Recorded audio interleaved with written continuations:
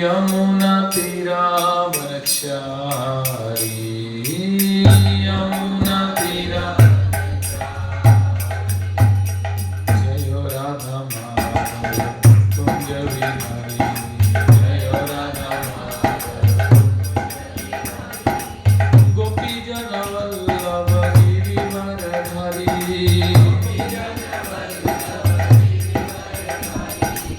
गोपी जन वल्लभ गिरिवरधारी गोपी जन वल्लभ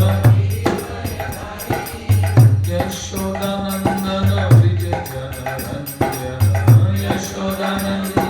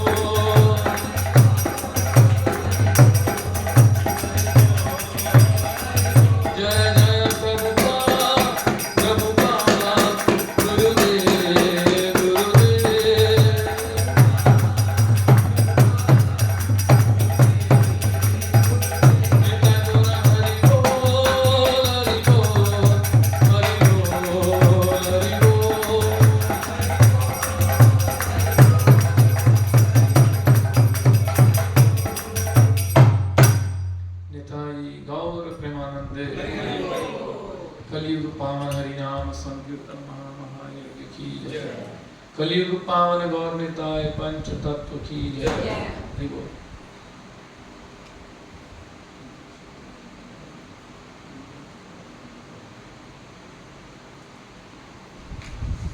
जगत गुरु श्री प्रभुपाद महाराज की जय। श्री सतगुरुदेव महाराज की जय। निताई गौर प्रेमानंद। ओम अज्ञानतिमिरन्धस्य ज्ञानाञ्जनशलाकया चक्षुरुन्मीलितं तस्मै श्रीगुरुवे नमः। श्रीचैतन्यमनोभीष्टं स्थापितं येन भूतले स्वयं रूपा कदा मह्यं ददाति स्वपदान्तिकम्। वन्देऽहं श्रीगुरुं श्रीयुत्पत्कमलं श्रीगुरुं वैष्णवांश्च श्रीरूपं सागरजातं सहगण रघुनाथं तं सजीवं साधुवेदं सावधूतं परिजनं सहितं कृष्ण चैतन्य देवं श्री राधा कृष्ण पादान सहगण ललिता श्री विशाखान्वितां। हे कृष्ण करुणा सिंधु दीनबंधु जगतपते गोपेश गोपिका कांत श्री राधा कांत नमस्तुते। तप्त कांचन गौरांगी राधे वृंदावनेश्वरी ऋषभानुसुत देवी प्रणमामि हरिप्रिय। वाञ्छाय कल्पतरुभ्यश्च कृपा सिन्धुभ्येव च पतितानां पावनेभ्यो वैष्णवेभ्यो नमो नमः। नमो महावदन्याय कृष्ण प्रेम पदायते कृष्णाय कृष्ण चैतन्य नामिने गौरतिविषे नमः। जय श्री कृष्ण चैतन्य प्रभु नित्यानंद श्री अद्वैत गदाधर शिवासादि गौर भक्तवृंद। हरे कृष्णा कृष्ण कृष्ण हरे हरे हरे राम राम राम हरे हरे। हरे कृष्णा कृष्ण कृष्ण हरे हरे हरे राम राम राम हरे हरे। गुरुवे गौरचंद्राय राधिकाय तदालय कृष्णाय कृष्ण भक्ता तद्भक्ताय नमो। हरे कृष्णा। तो आप सबका आज इस क्लास में हार्दिक स्वागत अभिनंदन। हरि बोल। हरे कृष्णा। तो आज बड़ा विशेष दिन है। आज क्या है? और कुछ? आज चैत्र पूर्णिमा। आज क्या है? और आज के दिन एक बड़ा विशेष उत्सव हुआ है, हम उसकी चर्चा करेंगे। आज बलराम रास यात्रा। आज के दिन बलराम जी ने रास यात्रा की थी, हम उस पर चर्चा करेंगे। हमारा जो मुख्य टॉपिक ये है। हनुमान जी का भी ठीक है, आप अच्छा है, लेकिन अभी हमारा जो नेशनल सिस्टम में आज बलराम जी का दिन हम थोड़ा डिस्कस करेंगे। तो हनुमान जी का बता देंगे। आप सब हनुमान जी के भक्त हैं तो थोड़ा उस पर चर्चा करेंगे। तो जैसे कृष्ण भगवान रास करते हैं वैसे बलराम जी भी रास करते हैं। जब भगवान श्री कृष्ण वृंदावन छोड़कर मथुरा चले गए, फिर मथुरा से द्वारका चले गए, और ब्रजवासियों का जो विरह था वो उनके प्रति बढ़ता गया। विरह एक प्रकार से प्रेम का दूसरा रूप विरह है। हमें कोई चला जाए दुख क्यों होता है? कि उससे प्रेम था। अगर प्रेम नहीं है तो हमें विरह नहीं हो सकता। विरह मीन्स बिछड़ना, प्रेम मीन मिलना। ठीक है, ये प्रेम और विरह। अच्छा, प्रेम में ज्यादा आनंद है कि विरह में ज्यादा आनंद है? बता सकता है? प्रेम में, विरह में। कौन कहता प्रेम में? आप कहते प्रेम में। कोई कारण? क्यों?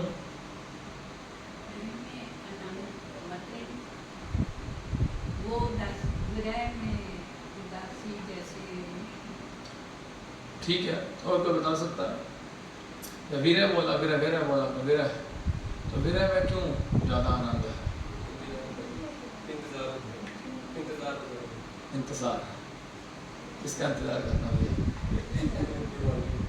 अच्छी बात है, भगवान का इंतजार, बहुत बढ़िया, ये अच्छा बताया इन्होंने। तो प्रेम मतलब आपको सामने है तो आप उसे प्रेम करते हैं, जब वो सामने नहीं है तो उसका विरह, हर क्षण आपको उसकी याद आती है।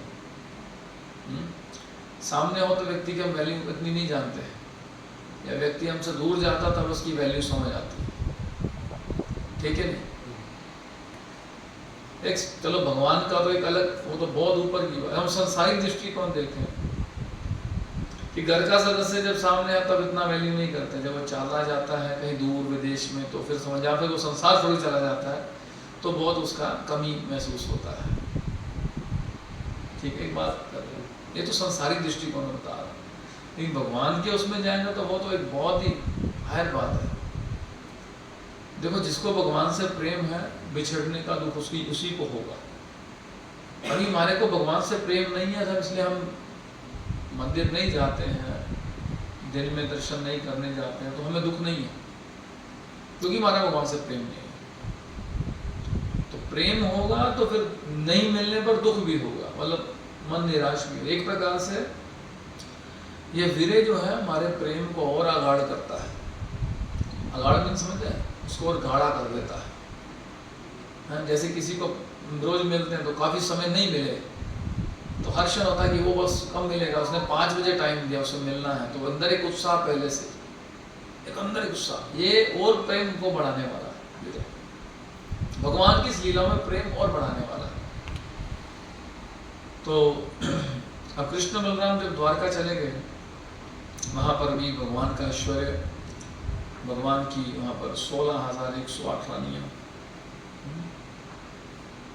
ब्रजवासियों का। और जब वहाँ से कृष्ण भगवान द्वारका में थे तो कोई ना कोई पत्र भेजते थे, उन जमाने टेलीफोन नहीं था तो पत्र से काम चलता था। इधर ब्रजवासी अपना हाल चाल लिख कर भेजते थे, कृष्ण के बारे में पूछते थे, आप कब आओगे कब आओगे। ऐसे कृष्ण भगवान भी पत्र लेके भेजते, ब्रजवासी जवाब देते, कुछ पूछते थे, ऐसे समय चलता रहता था। और ब्रजवासी हर समय इंतजार करते थे कि कब कृष्ण आएंगे, कब बलराम आएंगे, इस प्रकार से।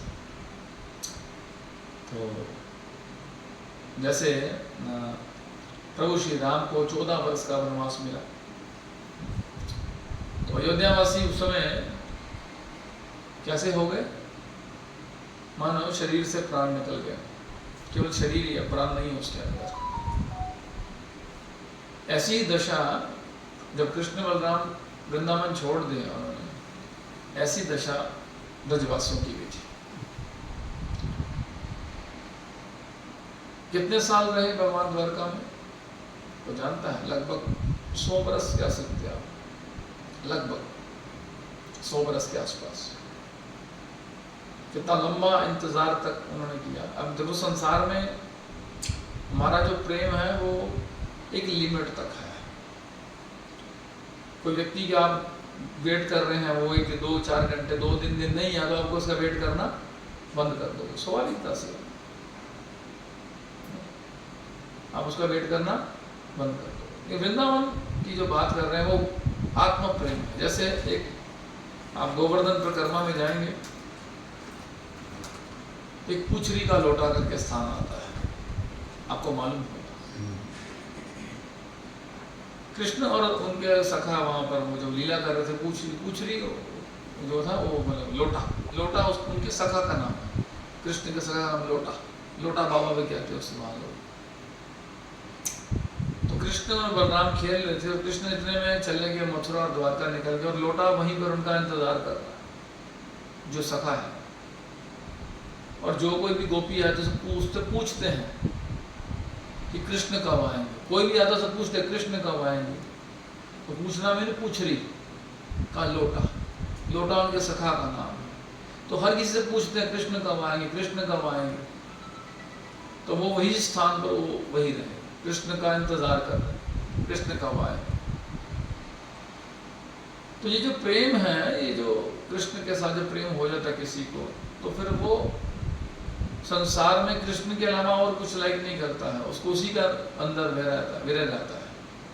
तो गोपियाँ कई साल, 1 साल, 2 साल, 5 साल, कई साल तक इंतजार कर रही हैं। उनका प्रेम कम नहीं रहा, उनका प्रेम बढ़ता जा रहा है, उनका प्रेम दिन ब दिन बढ़ता जा रहा है। संसार का प्रेम किया तो कोई नहीं आता, दिन ब दिन प्रेम घटता जाता है, घटता ना प्रेम। जैसे कोई जिससे प्रेम करते हो, मान लो चला गया संसार छोड़ के, कुछ दिन तो उसका बड़ा कमी मिल जाएगी, धीरे धीरे करके उसको हम भूलते जाएंगे और संसार में दूसरे कार्य में लग जाते हैं। उसका ये संसार का दृष्टिकोण में बताया। लेकिन भगवान के इस दृष्टिकोण में देखें तो उतना प्रेम अगाढ़ होता है, प्रेम उतना बढ़ता जाता है। ये चीज इस प्रकार से। तो अभी वो पत्र आते जाते रहते हैं। तो पहले तो भगवान ने भेजा था उद्धव जी को कि जाओ उद्धव, जाकर मेरा संदेश दो गोपियों को।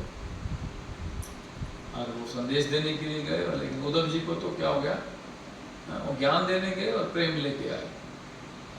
उद्धव जी ने समझा कि तुम लोग क्या कृष्ण के लिए रो रही हो, तो परम ब्रह्म है, सब जगह विराजमान है, तुम उसको क्यों रो रही हो, वो तो यहाँ भी है वहाँ भी है। ज्ञान दिया कि तुम्हें ध्यान करना चाहिए, ये व्यर्थ में रोना धोना ये तो सब क्या है, बंद करो उसको सब, तुम लोग क्या कर रही हो। तब वो वार्तालाप करती हैं।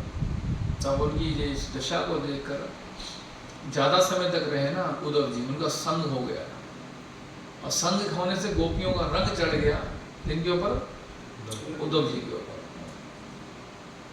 वो ये प्रेम की बात है, और प्रेम की भाषा समझ गया। तो फिर वो वापस गए तो कृष्ण समझ गए कि उद्धव अब समझ गए कि भक्ति क्या है।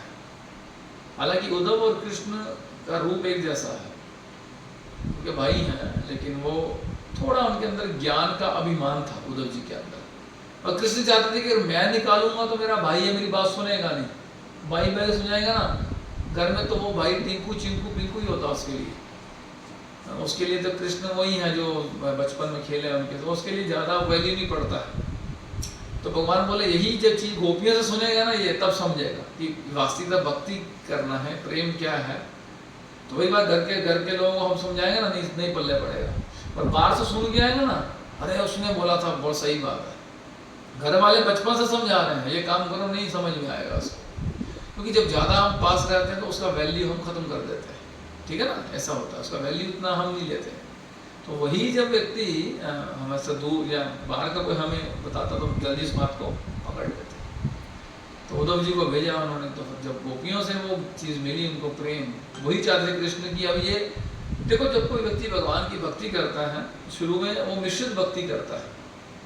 मिश्रित भक्ति मतलब मिलावट वाली भक्ति, देवी देवताओं की भक्ति, देवी भक्ति, कुछ मांग लेना, कुछ करना, कुछ बदले में इच्छा, ये मेरा ये काम हो जाए, मतलब कुछ ना कुछ अंदर इच्छा रहना, बदले में मांग भी लेना, ये कर दो वो, दैट्स मिश्रित भक्ति। शुरुआत ही से होती सबके अंदर, फिर धीरे धीरे करके वो शुद्ध भक्ति को आगे बढ़ता है। और फिर लास्ट में है प्रेमा भक्ति। जब किसी को प्रेमा भक्ति प्राप्त होती है, इससे ऊपर कहते कुछ नहीं है, सबसे टॉप मोस्ट यही है। और प्रेमागत भक्ति अपने आप में इतना आनंद देने वाली है, जितना ज़्यादा प्रेमा भक्ति हम करते जाएंगे उतना आनंद उसका बढ़ता जाएगा, उसकी आनंद की सीमा और बढ़ती जाएगी, उसका एंड नहीं है, बस आनंद ही आनंद लेता जाएगा व्यक्ति। ठीक है ना। तो इस प्रकार से हमें इस बात को समझना है कि जो प्रेम शब्द जो मैं बात कर रहा था, तो दैट ये केवल भगवान से किया जा सकता है, क्योंकि भगवान के साथ इसलिए किया जा सकता है कि भगवान परमानेंट है और आत्मा भी परमानेंट है, और आत्मा परमात्मा का ही एक अंश है। ये प्रेम का संबंध आत्मा स्तर पे भगवान के साथ ही किया जा सकता है। संसार का संबंध में प्रेम नहीं किया जा सकता। टेम्पररी, थोड़ा सा संसार में क्षणिक, थोड़े टाइम के लिए, या कुछ क्षण के लिए कह सकते हैं। इस प्रकार से उद्धव जी को ज्ञान भक्ति प्राप्त हुई। उसकी कुछ समय पश्चात फिर बलराम जी को भेजा उन्होंने वृंदावन। किसको भेजा? बलराम जी को भेजा वृंदावन। आप जाओ और मेरा संदेश लेके जाओ, उनसे मिलो, वार्तालाप करो। बलराम जी अब गए हैं द्वारका से वृंदावन। तो वृंदावन जब गए बलराम जी, तो जैसे प्रभु श्री राम जब 14 वर्ष का वनवास काट के वापिस आए, तो ब्रजवासियों और अयोध्या वासियों ने खूब स्वागत किया राम जी का। तो ये तो कई 50, 60, 70 काफी लंबे समय के बाद वापस गए बलराम जी, तो बहुत स्वागत किया गया। और खबर मिली जबकि बलराम जी आ गए हैं, तो ब्रजवासी बड़े प्रसन्न हुए। ब्रजवासियों ने पूछा द्वारका के बारे में, कृष्ण के बारे में, सब वहाँ क्या क्या व्यवस्था है, कृष्ण कैसे रहते हैं, कृष्ण क्या करते हैं, किस समय उठते हैं, क्या क्या कार्य करते हैं। जब को घर में तो यही पूछते ना, 50 साल बाद को मिले, 20-30 साल के बाद मिले, बताओ अभी तुम्हारा छोटा बेटा क्या करता है, ये कौन करता है। तो भगवान का तो परिवार इतना बड़ा है, 16,108 रानियाँ हैं, फिर 10-10 उनके पुत्र हैं, एक पुत्री है। ये थोड़ी कि हम दो या हमारा एक ऐसा सिस्टम नहीं था उस समय। कृपा थी, 10-10, 11-11 पुत्र हैं, एक पुत्री है। कितना बड़ा कुटुंब है भगवान का, हा? कितना बड़ा परिवार है। अब सबके बारे में बताएंगे कितना समय लगेगा, कौन सी रानी क्या कर, तो सारा विवरण चल रहा है। फिर बलराम जी ने पूछा ब्रजवासियों की क्या स्थिति है, कैसा चल रहा है। तो लगभग 2 महीने रहे बलराम जी वृंदावन। और आज के दिन चैत्र मास के दिन बलराम जी ने क्या किया था, रास किया था। अब कृष्ण की जो गोपियां हैं वो अलग हैं, और बलराम की जो गोपियां हैं वो अलग हैं। कृष्ण की गोपियां हैं, राधा रानी हैं और अष्ट सखियां हैं, तो वो तो बलराम जी के साथ कैसे रास कर सकती हैं, मर्यादित तौर पे तो हो नहीं सकता। इसलिए बलराम जी की जो गोपियां हैं वो अलग है। वैसे तो बलराम जी रास करते रहते हैं, लेकिन चैत्र मास की पूर्णिमा को एक विशेष रास हुआ, एक अद्भुत रास हुआ वो आज के दिन। तो ये रास कहाँ पे हुआ, एक भजन हम गाते हैं, जयो राधे जयो कृष्णा जयो वृंदावन, श्री गोविंद गोपीनाथ मदन मोहन। एक स्थान आता है, जयो राम घाट जयो रोहिणी नंदना। रोहिणी नंदन मतलब रोहिणी इनकी माँ का नाम है बलराम जी की। और जैसे यशोदा नंदन, यशोदा मतलब कृष्ण की माता जी, रोहिणी नंदन मतलब बलराम जी की माता जी, रोहिणी नंदन। राम घाट, ये राम घाट स्थान पड़ता है कहाँ पर, यमुना के थोड़ा सा पास में स्थान पड़ता है राम घाट। तो उस स्थान पर अर्धरात्रि को ये रास की तैयारी हुई। बलराम जी वहां पहुंचे, गोपियां सब पहुंची। इस सुंदर दृश्य को देखने के लिए पूरे आकाश में सब देवी देवता प्रकट हो जाते हैं। ऐसी अद्भुत लीला तो कोई कौन छोड़ेगा, बलराम जी का रास। सब लोग वहां पर एकत्रित हो गए, सभी देवी देवता। और बलराम जी भी राम घाट पे चले गए, गोपियां भी राम घाट पे आ गई हैं, और रास प्रारंभ होने वाला है। और देवी देवता पुष्प वर्षा ऐसे कह सकते हैं आप, वो भी आनंद लेना चाहते हैं इस रास का। तब वरुण देव के द्वारा वारुणी दी गई, किसको, बलराम जी। वारुणी मीन्स कैसे कहते हैं, आनंद, जिस आनंद बढ़ जाता है वो पिया उन्होंने उसको। और पीने के बाद वो इतने आनंदित हो गए बलराम जी। और रास जब करने वाले हैं तो उनको जब जिस स्थान पर वो थे, देखा कि ये तो यमुना यहाँ से बहुत दूर है। तो वो बुजोर से बोलते, यमुना अभी तक इधर पास में क्यों नहीं आई, अभी रास का समय हो रहा तो यमुना को पास में, रास यमुना के किनारे था ना, यमुना तीरा वनचारी। ये यमुना के तीर पर बहुत सारी लीला हुई है भगवान। तो यमुना बहुत दूर है, यमुना आ भी रही हैं।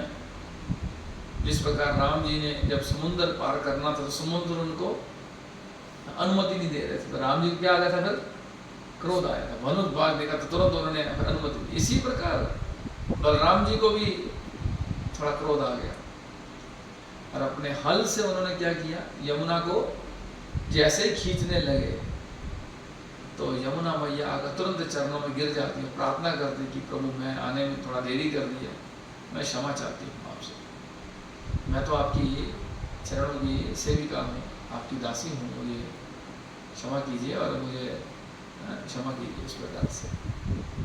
तब जमुना मैया वहाँ आ जाती हैं।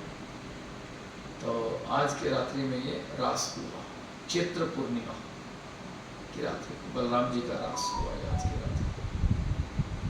और आज वसंत रास भी है। वसंत रास में अभी वसंत ऋतु चल रही है, तो कृष्ण भगवान की भी आज क्या है, रास है। भगवान का भी वसंत रास है आज भगवान कृष्ण का भी। और एक हमारे आचार्य हो गए श्यामानंद प्रभु, उनका आज क्या है, आविर्भाव दिवस है। श्यामानंद जी के बारे में आप सब जानते हैं, और मैं कल भी कथा की थी श्यामानंद जी के बारे में, थोड़ा फिर भी मैं आपको बताना चाहूँगा। उनका दिन है श्यामानंद प्रभु जी के आविर्भाव दिवस की जय। वृंदावन में श्यामानंद जी का मंदिर है, कोई जानता है?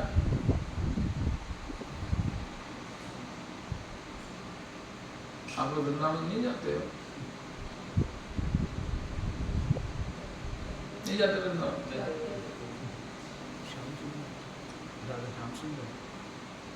राधा श्याम सुंदर, राधा श्याम सुंदर मंदिर है ना। हाँ, तो वहाँ पर ये विग्रह किसने किसको दिए थे?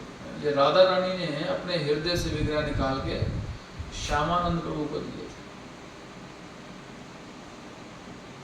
इसलिए जब जाते वृंदावन तो सप्त दिवाले, जो हमारे गोस्वामी के 7 मंदिर का दर्शन करा करो, क्या करो। सप्त दिवाले में 7 मंदिर हैं हमारे। राधा रमण, राधा गोपीनाथ, राधा मदन मोहन 3, राधा गोविंद, राधा दामोदर, राधा गोकुलानंद, एक राधा श्याम सुंदर। 7 मंदिरों को दोबारा से बोल देता हूँ। नहीं, राधा श्याम सुंदर नहीं, राधा श्याम सुंदर सबसे पहले बोला हमने नहीं बोला। तो दोबारा मदन मोहन से शुरू करते हैं। सबसे पहले मदन मोहन, फिर राधा रमण, फिर गोपीनाथ, राधा गोकुलानंद, राधा श्याम सुंदर, राधा दामोदर और राधा गोविंद। ये 7 मंदिर जो सप्त दिवालय कहा जाता है। ये 7 मंदिर सप्त दिवालय, जो 6 गोस्वामी हमारे हुए, और उसके बाद जो भी और भी आचार्य सबके द्वारा ये सेवा प्रति इनके विग्रह हैं। अभी तो मुख्य रूप से ये विग्रह आपको यहाँ नहीं मिलेंगे, ये आपको मिलेंगे राजस्थान। इस बार जहाँ यात्रा जा रही है, ये सारे वृंदावन में विग्रह नहीं है। गोविंद देव भी वही है, दामोदर भी वही है, और आपके गोपीनाथ भी वही है, और मदन मोहन भी वही है। ऐसे 5 विग्रह वहाँ पर हैं राजस्थान में। इस बार जो जा है वो भी है दामोदर जी, और जो बताए जाते हैं वो दामोदर मंदिर एक वहाँ भी है, वहाँ पर जो बताए जाते हैं 5 प्रकार के बताए उन्होंने दामोदर। एक एमपी में भी है ना, मध्य प्रदेश में भी एक, मध्य प्रदेश में भी है ना एक। कौन सा? एक ऐसा नाम बताइए, जब आ जाए तो बताना। तो ये जो हमारे जो मुख्य हमारे मंदिर सारे, जब जयपुर में सारे विग्रह हमारे, क्योंकि उस समय मुगलों का समय था। एक राधा रमन जी बचे थे उस समय। राधा रमन जी ने अपने आप को टोकरी में फूलों में छिपा लिया था। तो राधा रमन समय देखा ना आपने राधा रमन जी, तो उन्होंने प्रेरणा दी पुजारी को कि टोकरी में छिप गए, और वो गुसाई तो चले गए डर के मारे। और तो फिर सपन आया कि मैं फूलों के अंदर छिपा, मुझे बाहर निकालो। राधा रमन जी वृंदावन छोड़ के जाना नहीं चाहते थे। तो राधा रमन जी ने खुद अपना प्लान करके वहीं पर अपने आप को छिपा लिया राधा रमन जी ने इस प्रकार से। तो राधा श्याम सुंदर के विग्रह उनको क्यों मिले, ये मैं थोड़ा बताना चाहूँगा आज उनको। श्यामानंद प्रभु का पहले नाम था दुखी, दुखी कृष्ण। क्या नाम था? इनके माता पिता ने नाम दुखी नाम रखा था। है? क्यों दुखी? दुखी इसलिए नाम रखा था कि इनके माता पिता के जब भी कोई संतान होती थी उसकी मृत्यु हो जाती थी। तो जब ये बोला कि अब संतान आपका वो सुखी नहीं, दुखी, दुखी रखो उसका नाम, तो मैं दुखी नाम रख दिया। दुखी नाम रखते तो दुखी नहीं हो जाता। जैसे चैतन्य महाप्रभु का नाम था निमाई। निमाई क्यों रखा? कि नीम के वृक्ष नीचे था, तो निमाई। नीम मतलब कड़वा। इनकी पहले घर में 9-10 संतानें हुई थी, सच्ची माता, उनकी मृत्यु हो गई थी। तब बोले कि इसका नाम नीम के थोड़ा कड़वा नाम रखो, निमाई, ऐसे महाप्रभु का नाम भी निमाई था। उसके पहले उनकी 9 संतानें हुई थी पहले सच्ची माता की, उनकी मृत्यु हो गई थी। फिर 10वें हो गए उनके बड़े भाई, 11वें पे शायद महाप्रभु, तो 9 उनके, इसे निमाई नाम रखा था उनका। तो भगवान के भक्तों का तो जीवन बिल्कुल अलग होता है, लंबी कथा है। मैं थोड़ा सा कथा विवरण करके आपको संक्षेप में बताऊं कथा को। इनके गुरु थे हृदय चैतन्य, उनके गुरु थे गौरीदास पंडित। तो गौरीदास पंडित भी जो थे महाप्रभु के साथ उनका बड़ा प्रेम था, चैतन्य महाप्रभु के साथ। वो उनके घर में आए तो भगवान लीला करते थे, उनको अपने हाथ से खिलाते थे, और नहीं खाने पर तो उनको डांटते भी थे, डंडे से उनको डांट कर खाना पड़ेगा। रोज 56 वो खिलाते थे उनको। महाप्रभु बोले हम तो सन्यासी, हमें कितना खाएंगे, बोले खाना पड़ेगा। अभी खाया क्या आपने? कुछ खाया नहीं आपने, क्या लिया है, आपको खाना पड़ेगा। ऐसा डांट लगाते थे उनको। उनके एक शिष्य थे कृष्ण चैतन्य, शायद या चैतन्य था उनका नाम, ऐसे करके नाम, या कृष्ण चैतन्य था शायद, ऐसा करके नाम था, मैं नाम बोल रहा। तो एक दिन क्या हुआ कि भगवान अपने मंदिर को छोड़ के भागे। भगवान रोज भाग जाते थे मंदिर छोड़ के, जहाँ कीर्तन होता वहाँ कीर्तन में पहुंच जाते थे, अपना ऑल्टर छोड़ के ना, जहाँ कोई कीर्तन करता वहाँ चले जाते थे। तो गौरीदास पंडित हाथ में डंडा लेके रहते कि कहीं भगवान कीर्तन सुन के भागना। एक दिन इनके शिष्य कीर्तन कर रहा था दूर उस पार में, तो ये मंदिर से भाग के भगवान को निताई, और गौरीदास पंडित डंडा लेके पीछे पीछे जा रहे, रुको रुको रुको रुको रुको, और उधर वो कीर्तन करे तो हृदय प्रवेश करके जाकर भगवान, उनका नाम रख दिया गया हृदय चैतन्य, इसलिए उसका नाम चेंज हुआ, हृदय चैतन्य नाम रखा उनका। तो उनके शिष्य थे श्यामानंद प्रभु। तो श्यामानंद प्रभु जो थे वो, गुरु की आज्ञा थी उनको कि आप जो है वो, गुरु की आज्ञा थी कि आपने रोज जल लेके आना है, मटके भर के जल का लेके रोज लेके आना। इनके गुरु आज्ञा पालन करते थे, रोज जाते जल में मटका भर के लेके नदी से लेके आते रोज। और इनके सर में जैसे गाँव हो गया, गाँव छिल जाता कई बार, लेकिन गुरु आज्ञा से इन्होंने सेवा बंद नहीं की और चलते रहे। गाँव इतना बढ़ गया, उसमें कीड़े पड़ गए, लेकिन सेवा बंद नहीं की, अपने गुरु की आज्ञा का पालन नहीं किया, और रोज जाते रहे नियम से। कीड़े पड़ गए तो भी जाते रहे। अब क्या हुआ कि एक दिन ये आ रहे थे मटका लेके, तो गुरु जी मिल गए रास्ते में। देखा तो उनको रोका, बात की, देखा तो उनके सर से हल्का हल्का ब्लड निकल रहा है और एक दो कीड़े निकल रहे हैं ऐसे करके। तो देखा तो ये क्या है, तो उस मटका उठा, इतना बड़ा घाव सर में। तो बोले ये क्या है? हाँ, बोले कि मैं मटका लेके, साथ बताई सारी कथा। तो बोले कि आपकी आज्ञा थी कि जल भरना है रोज, तो आपकी आज्ञा कैसे टाल सकता हूँ। इसमें उनके गुरु बड़े प्रसन्न हो गए, हृदय से लगाया उनको, आप हाथ जैसे सर पे फेरा तो उनका सब ठीक हो गया, एकदम सबको ठीक हो गया। पहले के समय गुरु भी पहुंचे थे तो शिष्य बहुत महान होते थे। गुरु की आज्ञा के लिए प्राण चले जाए कोई दिक्कत नहीं, गुरु आज्ञा पालन करना है। और गुरु भी ऐसा आश्वास देते थे कि तुम सबको ठीक हो जाता, ठीक हो गया। उससे गुरु जी ने बोला कि तुम जो है वृंदावन जाके भजन करो, जीव गोस्वामी के अंडर में रहकर तुम भजन करो, जब आज्ञा दे दी। अब श्यामानंद प्रभु आ गए, इनका नाम श्यामानंद बाद में हुआ, पहले तो ये आ गए वहाँ पर। तो और वहाँ आकर उन्होंने अपना भक्ति कार्य शुरू किया। इनकी सेवा थी, ये रोज सेवा कुंज में सोहनी सेवा करते थे।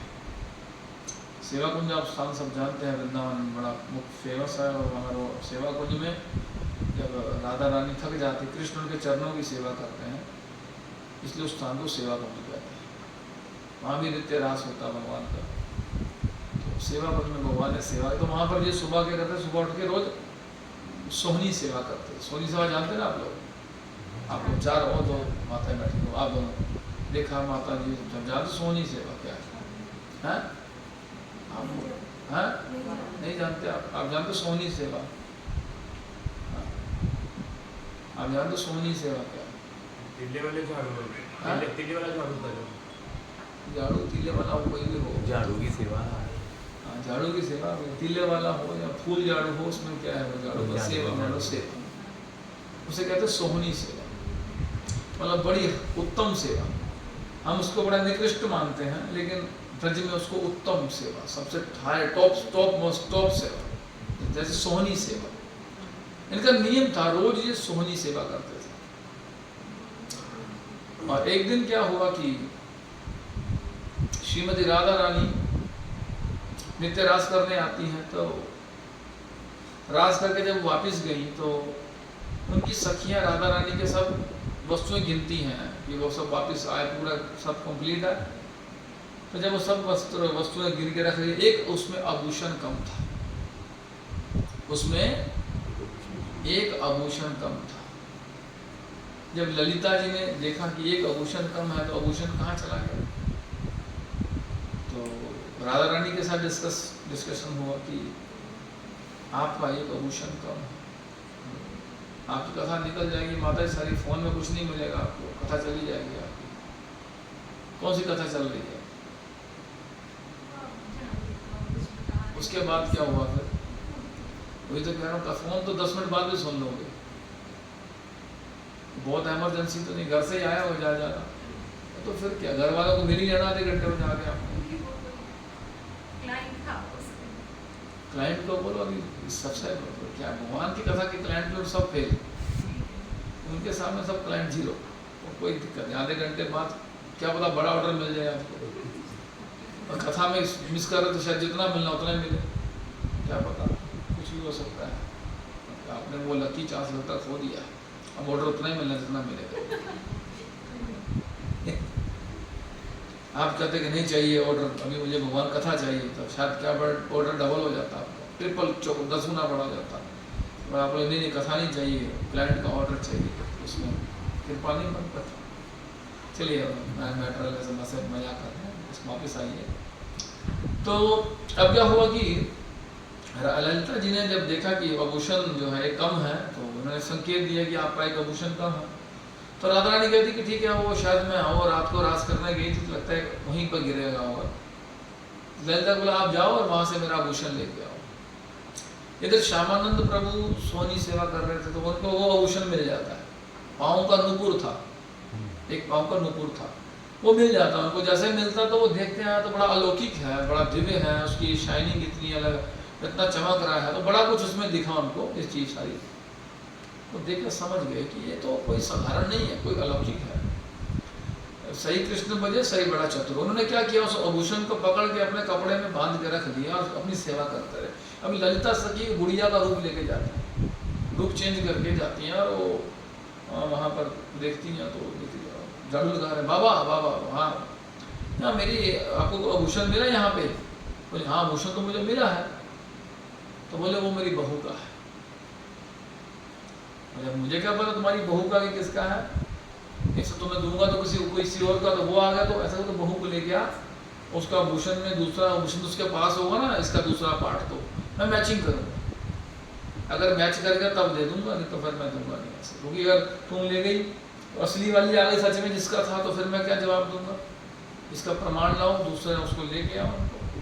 तो ललिता सखी बहुत समझाती हैं, लेकिन सही कृष्ण वजह से ही बड़ा चतुर, भगवान जानते थे, उनको मालूम था कि ये जब तक वो राधा रानी कब हो कृपा मिलने वाला है, वही कृपा करेंगे आकर। मना कर दिया, और ललिता वापस जाती है और राधा रानी को बोलती कि देखो वो नहीं माने बाबा, और स्वयं आपको आना जाना पड़ेगा, और वो दूसरा जब ऊपर दिखाओगे प्यार में डाल के, तब वो दूसरा मैचिंग करेंगे, तब आपको देंगे।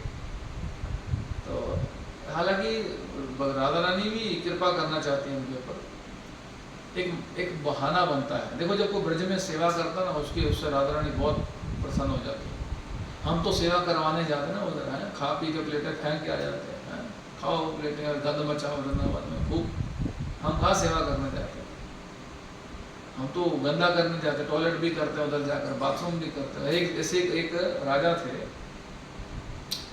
वो बड़े भक्त थे, वृंदावन में रहते थे। वो उनका जब टॉयलेट आता था तो एक ड्रम में करते थे, और बाथरूम में ड्रम में उनके फिर नौकर जो थे वो आगरा में जाके फेंक के आते थे कि ब्रज में गंदगी नहीं मचाना है। मतलब कहाँ कहाँ तक भाव है सपना लेकर कि वृंदावन तो दिव्य स्थान है, यहाँ टॉयलेट भी नहीं करना है। हम तो है वहाँ तो इतना गंदा भी करके आते हैं, उल्टा फिर वो वहाँ भक्ति भी नहीं करते, जाकर गप्पे मारते हैं, मौज मस्ती करने जाते हैं वृंदावन। इसलिए वृंदावन की हमें प्रेम नहीं है। वृंदावन से जाते हैं तो तुरंत वापस आ जाते हैं। हमेशा के लिए वृंदावन कौन जाएगा जिससे प्रेम है? माता जी बोलेंगे मैं वृंदावन में, क्लाइंट कौन देखेगा? क्लाइंट कौन देखेगा? वृंदावन से फोन आ जाएगा वैसे। हम तो वृंदावन जाते हैं, वहीं भी हमारा बिजनेस चलता रहता है। चले जाते वृंदावन, पीछे से कोई कस्टमर ना निकल जाए, वहाँ भी है फोन, अच्छा आ रहा हूँ, 2-3 दिन के बाद आ रहा हूँ, सब काम करूँगा, ये करूँगा, वो करूँ। होते वृंदावन में फोन उसका पीछा वहाँ नहीं छोड़ता है, ठीक है नहीं? वहाँ भी ऑर्डर जा रहे हैं, आ रहे हैं, माल पहुँच जाएगा, ये हो जाएगा, ये हो जाएगा। तो वहाँ भी ये काम चलता रहता है। जब यहाँ है तभी वहाँ की मार्केट चलती रहती है, वृंदावन जाकर मार्केट चलती है। मार्केट वहाँ बंद नहीं करते, कम से कम वहाँ तो मार्केट बंद करो, वहाँ भी मार्केट चलती रहती है हमारी। तो कहने का अभिप्राय, हमें वहाँ जाकर ये सीखना है, इन कथाओं से सीख सकते हैं। कथाएं क्यों सुनिए? इसे सीखना है अच्छा सा। चलो सेवा नहीं कर सकते, कम से कम प्रयास करें, कम से कम हम उसको गंदा ना करें, अपना वृंदावन को थूके ना जाए, लोग थूकते हैं, वो ये करते हैं। प्रयास करें कम से कम हम जितना हम कर सकते अच्छा, हम उतना अच्छा करें।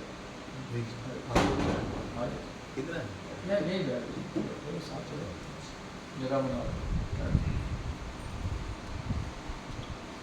तो कम से कम हम जो है उस चीज पे विचार करें। अब ये सोहनी सेवा करते थे और राधा रानी बहुत प्रसन्न थी। शायद राधा रानी ने मानो स्वयं ही आभूषण गिराया, राधा रानी स्वयं ही भूषण गिराया कि किसी बहाने में कृपा करूं। और फिर राधा रानी को स्वयं जाना पड़ता सेवा कुंज में। राधा रानी स्वयं जाती सेवा कुंज में और जाकर फिर वो दर्शन देती हैं। तो ऐसा अलौकिक प्रकाश था, कहते हैं कि इन आंखों से कोई भगवान को नहीं देख सकता। अब सूर्य को आप देख सकते हो? बोलिए, दिन के समय सूर्य के सामने कोई आंखें खोल के सूर्य को नहीं देख सकता। तो भगवान का तेज कितना है, करोड़ों करोड़ों सूर्य चंद्रमा से तेज भगवान का ज्यादा है। ये सूर्य में प्रकाश कहाँ से आता है, कोई जानता है? चंद्रमा के अंदर चांदनी कहाँ से आती है, कोई जानता है? भगवान श्री कृष्ण कहते हैं भगवद गीता में कि सूर्य और चंद्र मेरी दो आंखें हैं, एक आंख मेरी चंद्र है, एक आंख मेरी सूर्य है। उसके बाद जो ब्रह्म ज्योति, आप सुना का नाम ब्रह्म ज्योति, भगवान के शीशे एक तेज निकलता है, प्रकाश निकलता है। भगवान के दाम में कोई सूर्य नहीं, कोई चंद्रमा नहीं है। भगवान के शरीर से इतना तेज निकलता है कि सारा कुछ प्रकाशमान है। और वही प्रकाश जब सूर्य पर जाता तो सूर्य भी चमक उठता है, और उसी कारण हमको ये प्रकाश मिलता है। ये आकाश रहा, भगवान के शरीर से सारा प्रकाश आ रहा है, ऐसा भगवान का शरीर। तो इन आंखों से भगवान को नहीं देखा जा सकता, जब तक भगवान कृपा ना करे तब तक इन आंखों से नहीं देखा जा सकता भगवान को। ऐसा अलौकिक प्रकाश श्यामानंद प्रभु देख नहीं पा रहे, तब उनकी कृपा से उन्होंने फिर सहज रूप करके दर्शन दिए श्यामानंद जी। और वो बोला कि नुपुर मैं वापस लिया और मैं तुमसे बहुत प्रसन्न हूँ, बोलो तुम्हें क्या चाहिए। भगवान तो कृपा करते हैं, जब क्या चाहिए तुमको? बोले मुझे तो बस आप सब आप ही चाहिए, जुगल सरकार आप ही चाहिए, मतलब राधा श्याम सुंदर आप ही चाहिए, मुझे तो कुछ नहीं चाहिए। हमेशा मैं आपके संग में रहना चाहता हूँ, आपका संग नहीं छोड़ना चाहता हूँ हमेशा। तो बोले कि अभी तो समय नहीं है, लेकिन अभी मेरी इच्छा ये है कि आप अभी वृंदावन में रहकर क्या करो, अपने हृदय से एक विग्रह प्रकट किए। वो कौन से थे? श्याम सुंदर, राधा श्याम सुंदर आप कह सकते, राधा रानी बाद में तो राधा श्याम सुंदर। श्याम सुंदर के विग्रह अपने हृदय से दिए और बोले कि आप अभी इसी की पूजा करो, इसी में प्रसन्न होंगे, तुम हमेशा आप मेरे को अपने निकट सब तुमको पाओगे। तो ये जो विग्रह थे ये किसने दिए थे? स्वयं राधा रानी ने श्यामानंद प्रभु को दिए थे विग्रह ये वाले। और उसी की सेवा आप देख सकते हैं, राधा श्याम सुंदर के विग्रह कार्तिक में आपको महीने लगे तो 30 दिन अलग अलग श्रृंगार करते हैं। कभी भगवान को ब्राह्मण बना देते हैं, कभी भगवान छाता पकड़ लेते हैं, कभी भगवान कुछ कर लेते हैं। तो 30 दिन अलग अलग, कभी नौका चला रहे हैं, कभी नाव वाला बन जाते हैं भगवान। अभी नौका विहार भी करेंगे शायद, अभी आज अप्रैल है, अब मई या जून में नौका विहार का फेस्टिवल करेंगे मंदिर में। ऐसा प्लान, गर्मी लगे तो करेंगे नौका विहार। ऐसे भगवान बहुत सारे फेस्टिवल करते रहते हैं। तो श्यामानंद प्रभु जी के बारे में ये जब हुआ तो अब राधा रानी जब उनका किया स्पर्श तो उनके तिलक भी उनका चेंज कर दिया, उनका कृपा किया। तिलक उनका तिलक का थोड़ा तिलक अलग से थोड़ा बदल गया तिलक उनका। अब ये उनके गुरु ने जब मालूम मैसेज मिला कि तिलक चेंज कर लिया उसने, उनको तिलक चेंज कर लिया। अच्छा, अलग संप्रदाय में बता, इसको बताऊंगा। गुस्से में आए वृंदावन और बोला कि तूने तिलक क्यों चेंज कर लिया? तो बोले कि मैंने नहीं किया, मैंने तिलक नहीं किया, राधा रानी की पाई। बोले तो विश्वास नहीं किया उस पर। तो उन्होंने ईंट पत्थर पर रगड़ना शुरू किया, तो उसमें ब्लड निकला और तिलक और गाढ़ा हो गया। तिलक और प्रमाणित हो गया कि ये साक्षात राधा रानी की कृपा इनके ऊपर हुई है। हाँ, तब उनका नाम क्या हुआ? श्यामानंद प्रभु। उनका नाम फिर श्यामानंद नाम पड़ा उनका बाद। तो इस प्रकार विश्वास होगा गुरु को। ये जो कथा थी मैं संक्षेप में बताया आपको। आज के दिन वो उनका क्या हुआ? आविर्भाव दिवस हुआ आज के दिन। तुम्हारे लिए ये दिन इसलिए विशेष है कि आप लोग हनुमान जी से बहुत प्रेम करते हैं, सब लोग। हनुमान जी जय ज्ञान क्या है? जय ज्ञान गुण सागर है। जय कपीस, जय कपीस तू ही लोक उजागर। तो हनुमान जी क्या है? ज्ञान के सागर है, बुद्धिमान है। उनसे बुद्धि और बल मिलता है उनसे। और हनुमान जी हमेशा किसका कीर्तन करते हैं? राम नाम का कीर्तन करते हैं। हनुमान जी को प्रसन्न करना तो राम नाम कीर्तन करिए। वो भी थोड़ा कर देंगे भी राम नाम कीर्तन भी, हनुमान जी को प्रसन्न कर ले सब लोग। तो राम जी का बड़ा अद्भुत रोल है रामायण में। हनुमान जी का बड़ा अद्भुत रोल है रामायण कथा के अंदर। इसलिए एक बार जब ये जो युद्ध समाप्त हुआ तो हनुमान जी ने बोला कि राम जी हमें भी अब कोई स्थान दीजिए अपना, आपके मैं अपने अंदर आपके रहना चाहता हूँ आपके पास। तो बोले कि भाई यहाँ तो कोई स्थान बचा नहीं मेरे पास। हनुमान तुम्हें कहाँ रखूँ फिर मैं? सब किसी पे सीता माता का अधिकार है, किसी के अयोध्या वासियों का अधिकार है, कहीं देवी देवताओं का अधिकार है। तो हनुमान तुम्हें कौन सा स्थान दो? इसलिए हनुमान मेरे शरीर में किसी भी जगह पर अभी तुम्हारे लिए कोई स्थान नहीं, ऐसा राम जी बोले। एक काम कर सकता हूं, अब मेरे पास तो कोई स्थान है ही नहीं है, मैं ही तुम्हारे हृदय में प्रवेश कर गया। तो छाती फाड़ देखा ना।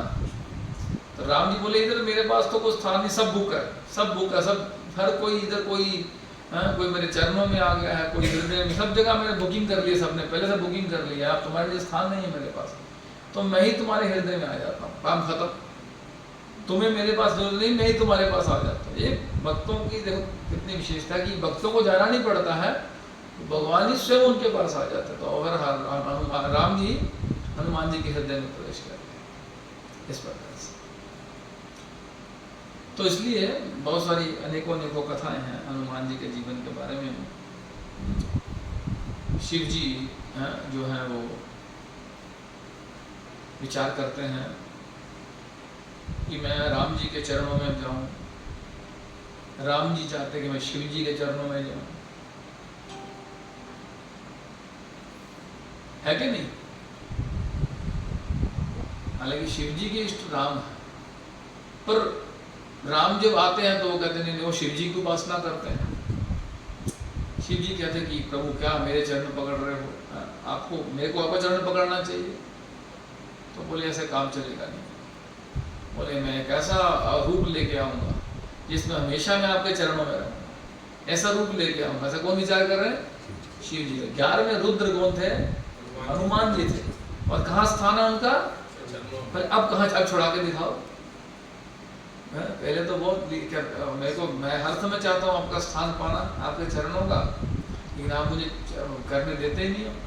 आपका भगवान का बड़प्पन है आपने, लेकिन अब मुझे कहाँ रखोगे? अब तो मैं हमेशा चरणों में रहूंगा और मेरा स्थान ही आपके चरणों में। राम दरबार के चरणों में कौन बैठते हैं? हनुमान जी बैठते। ऐसे सुंदर सुंदर मैं कुछ बातें बता रहा हूँ आपको हनुमान जी के बारे में। थोड़ा आज उनका दिन है, कथा तो नहीं कर रहा लंबी कोई उनके बारे में, छोटी छोटी बातें बता रहे, जैसे आपका हनुमान जी के प्रति और प्रेम हो उनके प्रति। थोड़ा यहाँ कितना उनका अंदर भाव है राम जी के प्रति, कितना प्रेम है राम जी के प्रति। वैसे बहुत सारी लीला है। एक बार जब सेतु बनाना था तो सेतु बनाते समय क्या घटना घटी है कि सेतु जब बनाना है तो सब अपना योगदान कर रहे हैं, बड़े बड़े पत्थर चट्टानें बड़ी बड़ी डाल रहे हैं, तो गिलहरी एक वहाँ आती है और वो गिलहरी जो है वो भी एक छोटे छोटे पत्थर उसमें डालती है। हनुमान जी हंसते हैं, तो राम जी कहते हैं हनुमान जी हंस क्यों रहे हो? बोले ये गिलहरी इसमें क्या डालेगी इतने बड़े बड़े पत्थर कम पड़ रहे हैं और ये गिलहरी क्या उसमें योगदान करेगी? तब राम जी समझाते कि देखो जितनी उसकी कैपेसिटी है उसके अकॉर्डिंग वो कर रही है, तो मैं उससे प्रसन्न हूँ। अब कोई व्यक्ति महीने का 1 लाख रुपया कमाता है, फॉर एग्जाम्पल के, उसका 10% कितना बना? 10,000 रुपया। और एक व्यक्ति 10,000 ही कमाता महीने का, उसका कितना बना? 1 लाख रुपया। अब ज्यादा भगवान किससे प्रसन्न होंगे? इस मामले में किससे ज्यादा प्रसन्न होंगे? 1,000 वाले से कि 10,000 वाले से? 1,000 से। 1,000 वाले से। 10,000 वाले से क्यों नहीं भाई? उसने क्या बिगाड़ा? उसके पास और भी है खर्च करने को, उसके पास है कम, उसमें फिर भी वो दे रहा है। मेरे साथ दोनों से बराबर होंगे। 10% उसने दोनों ने 10% दिया, पर होता क्या कि 1 लाख वाला भी 1,000 देता है और 10,000 वाला भी 1,000 देता है। आजकल चल ये रहा है, 10,000 देगा तो उसको हार्ट अटैक आ जाएगा। 10,000 भगवान को दे दूं हर महीने? नहीं देगा व्यक्ति 10,000। 10,000 वाला 1,000 देगा हर महीने, निकाल देगा वो 1,000, लेकिन 1 लाख वाला 10,000 नहीं निकालेगा, इसलिए वो 10,000 वाला पास हो जाता है। 10% बात कर रहा हूँ। अब जो 10 लाख कमाता है उसका 1 लाख बना महीना, देगा वो 1 लाख महीना? हर महीने 1 लाख देना भगवान को? देने वाले देते भी होंगे, ऐसे भी बैठे देने वाले देते भी होंगे, हम ये नहीं कहते, लेकिन बात कर रहा हूँ तो ये चीज समझाई कि तुम्हारा स्टेमिना ज्यादा, तुम बड़ा पत्थर डाल सकते हो, लेकिन उसका जितना बल है उसके अकॉर्डिंग वो ठीक कर रहा है, तो मैं तुम दोनों से प्रसन्न हूँ। ये नहीं कि गिलहरी इतने पत्थर डालेगी, तो उसकी जितनी कैपेसिटी है भगवान उस व्यक्ति के भाव देखता है। हम तो ये देखते ना इसने 50,000 दिया था, इसको ज्यादा मान सम्मान, उसको फूल माला दो, ढिला डालो, स्टेज पे चढ़ाओ, उसका नाम बोलो, हम ये दृष्टिकोण देखते हैं। लेकिन भगवान उसके हृदय का भाव देखते हैं। अब इसी तरह जब पत्थर डाल रहे थे तो राम जी के मन में विचार आता है कि चलो सब मेरा नाम लेके पत्थर डाल रहे, पत्थर मैं भी डाल देता हूँ इसके अंदर। तब राम जी एक पत्थर डाल देते हैं, पत्थर डूब जाता है। राम जी हैरान हो जाते हैं, भैया मेरे नाम लेके लोग पत्थर फेंक रहे, पत्थर तर जा रहे हैं, जब मैं पत्थर फेंकता हूँ पत्थर डूब जाता है, ये क्या है? पास में हनुमान जी हैं, हनुमान जी को बुलाया, देखो हनुमान बताओ ये क्या है? तुम लोग मेरा नाम लिखते हो, मेरे नाम से पत्थर कर रहे हैं। जैसे मेरे नाम मान लीजिए, तो कहते ना मेरा नाम ले लिया, वहां तेरा काम हो जाएगा, कहते ना वो लाइन में तो कोई लगना नहीं पड़ेगा, मेरा नाम लेना काम हो जाएगा। उसके नाम से सारे काम हो जाए, वो व्यक्ति वहां जाए उसका काम ना हो सोचिए कितनी हैरानी वाली बात है कि यार सोचिए मैं नाम लेके बोला, सबका काम हो गया, जब मैं खुद चल के आया हूँ मेरा काम ही नहीं हुआ, ये क्या बात हुई? तो यही लीला यहाँ पर होती है कि वो सब राम राम करके पत्थर डालने, पत्थर तर रहे हैं, जब राम जी ने पत्थर डाला पत्थर डूब गया। अब ये राम जी पूछते हनुमान ये पत्थर क्यों डूब गया? बोले प्रभु जिसको आपने फेंक ही दिया है वो कैसे कर सकता है? जिसको आपने ठुकरा ही दिया, जिसको आपने फेंक दिया मतलब वो कैसे करेगा? और दूसरा प्रभु आप सबको बताना चाहते हो कि आपसे ज्यादा आपके नाम की महिमा है, कि आप साबित करना चाहते हो, इसलिए आपका पत्थर डूबा, वरना आपका पत्थर कहाँ डूब सकता है प्रभु? इसलिए आप जब आपका नाम से पत्थर कर रहे, तो लेकिन आप सबको ये बताना चाहते हो कि मेरे से भी ज्यादा इंपॉर्टेंट क्या है? मेरा नाम है। आइए फिर समय समाप्ति की ओर है। राम राम राम राम राम राम राम राम राम राम राम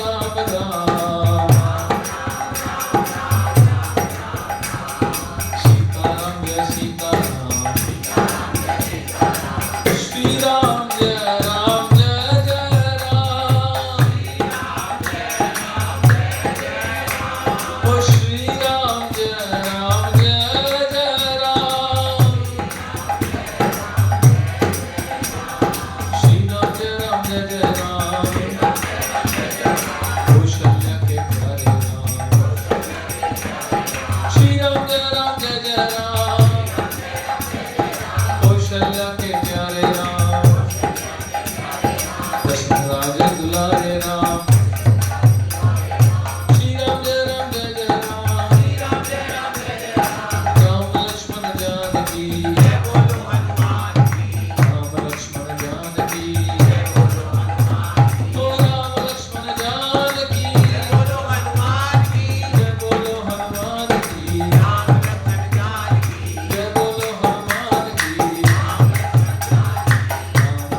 जानकी, ओ राम लक्ष्मण जानकी, सीताराम जय सीताराम, सीताराम जय सीताराम, ओ सीताराम जय सीताराम, बज प्यारे तू सीताराम, ओ हरे कृष्ण कृष्ण कृष्ण हरे हरे, हरे राम राम राम हरे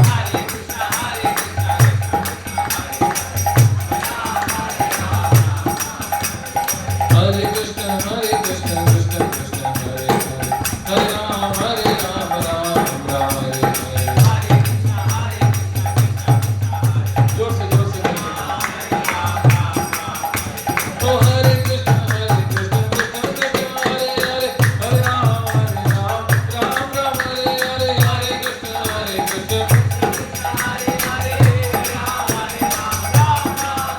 ओ हरे कृष्ण कृष्ण कृष्ण हरे हरे, हरे राम राम राम हरे हरे।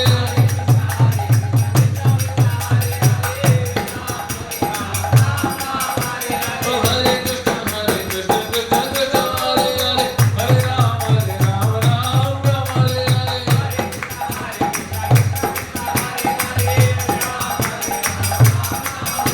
ओ हरे कृष्ण कृष्ण कृष्ण हरे हरे, हरे राम राम हरे हरे।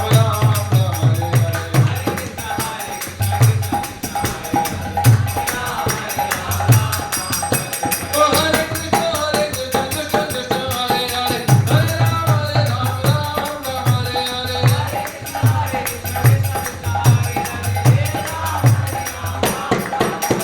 गीताई गौरा हरि बोल, हरि बोल, हरि बोल।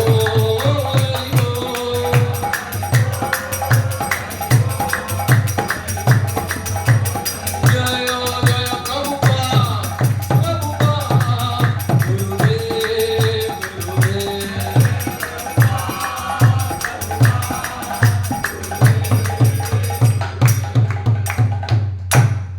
निताई गौर प्रेमानंदे। बोलो हनुमान जयंती महोत्सव की जय।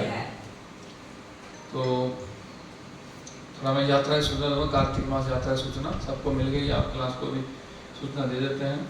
कार्तिक मास श्री वृंदावन धाम में राजस्थान यात्रा, इस बार राजस्थान साथ में ऐड किया गया है।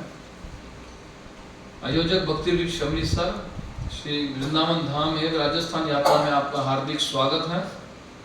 यात्रा श्री वृंदावन धाम, नंदगांव, बरसाना, ब्रज दर्शन जो भी हम करते हैं 3-4 दिन वो सारे दर्शन करके यात्रा राजस्थान जाएगी। फिर मदन मोहन जी हैं, मेहंदीपुर बालाजी हैं, जयपुर में बहुत सारे स्थान देखने वाले हैं, गोविंद देव, मदन गोपीनाथ इत्यादि मंदिर सब देखे जाएंगे। खाटू श्याम, सालासर, बालाजी, पुष्कर, मेड़ता, नाथद्वारा, उदयपुर, एकलिंग जी, सावरिया सेठ, चित्तौड़गढ़, ऐसे बहुत सारा हम करने वाले हैं दर्शन सारे राजस्थान के सारे। ये सारी यात्रा आपकी आ गई है। और तो इसका यात्रा का जो इस बार स्पेशल थोड़ा रखा गया है कि वृंदावन आगे पूरी यात्रा जो है राजस्थान में इनोवा क्रिस्टा गाड़ी से की जाएगी, बस में नहीं की जाएगी यात्रा। इस बार इनोवा गाड़ी में यात्रा होगी सबकी। तो उसमें 6-6 मेंबर का आप अपना ग्रुप, 6-6 मेंबर बैठेंगे, कोई 7 नहीं, कोई 8 नहीं, कोई 9 नहीं, केवल 6 लोग, 6-6 लोगों का अपना ग्रुप बना लीजिए और आप अपने आराम से अपनी यात्रा कर सकते हैं। यात्रा की बुकिंग इस बार वैष्णव यात्रा ऐप से की जाएगी। आपका गूगल प्ले स्टोर पर आपको उपलब्ध होगी। ऐसा आप अपने फ़ोन से बुकिंग कर लीजिए अपनी, किसी को जरूरत नहीं है फॉर्म ये सब करना, जरूरत नहीं पड़ेगी आपको। आप केवल अपना मोबाइल खोलिए, ऐप निकालिए, अपनी बुकिंग कर लीजिए आपसे, ठीक है। आपकी बुकिंग हो जाएगी आपसे, घर बैठे हो जाएगी। इसकी जानकारी शायद आपको जल्दी मिल जाएगी। 1 मई से शायद हम शुरू कर रहे हैं बुकिंग। 1 मई को ये आपको ऐप शो करेगी। अभी शो नहीं करेगी आपको 1 मई से। आप वैष्णव यात्रा ऐप के द्वारा निम्नलिखित में से कोई भी पैकेज ले सकते हैं। 3 पैकेज हैं इस यात्रा के, जैसे हम पिछले 2-3 दिन से बता ही रहे हैं सबको। एक पैकेज है आपका वृंदावन यात्रा, एक पैकेज है पूरी यात्रा वृंदावन राजस्थान, एक केवल राजस्थान यात्रा। 3 पैकेज है यात्रा के। तो जो वृंदावन यात्रा करना चाहते हैं केवल उसका पैकेज 4,000 रुपये है। जो पूरी यात्रा करना चाहते हैं 10 दिन की यात्रा है, इसका पैकेज 17,000 रुपये है। और जो केवल राजस्थान जाना चाहते हैं वो 13,500 पैकेज है। मतलब एक 4,000 का पैकेज है वृंदावन केवल यात्रा का, पूरी यात्रा का 17 और राजस्थान 13,500। ठीक है। किसी भी पैकेज में ट्रेन टिकट शामिल नहीं। ट्रेन टिकट आपने खुद बुक करनी है यहाँ से वृंदावन की, वहाँ सारा घूम के गाड़ी वृंदावन से लेगी, आपको पूरा राजस्थान घुमाएगी, चित्तौड़गढ़ स्टेशन पे छोड़ेगी। चित्तौड़गढ़ से ट्रेन लेंगे, नंबर दिएगा ट्रेन का इसके अंदर, वो सीधा दिल्ली, रात का सफर है, दिल्ली आ जाएगी, दिल्ली से यहाँ भी आएगा। बस सिंपल सा, कोई मुश्किल नहीं है आना। तो वो टिकट आपने बुक करानी है। आपका एडवांस बुकिंग अमाउंट, इसमें पैकेज सुन लीजिए अलग अलग। इसमें जिन लोगों ने वृंदावन केवल जाना है वो 1,000 रुपये से